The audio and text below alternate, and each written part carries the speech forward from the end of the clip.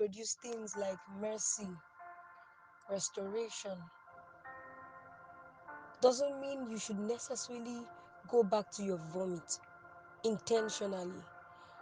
The grace of God is not an undercover for sin. Just because his son died for you and you can have the boldness to go back to him anytime you sin, doesn't mean you should do it intentionally and then shall we continue in sin that grace may abound. The thing you cannot do in the open, why do you do it in the secret? And when you find out that you're wrong in this particular thing, why don't you make changes? Why don't you make redresses and you call yourself a Christian? I know we have weaknesses as humans. I know we have excesses, but why don't we try and work on ourselves? The blood Jesus shed on the cross was not for fancy.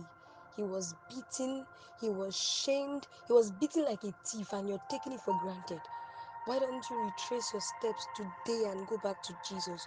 You're a Christian, but the life you're living, I know you're weak. I know sometimes it's not easy, honestly speaking. It's not easy. The urges, the different things, it would come. It would definitely come. Sometimes you'd win, sometimes you'd fall.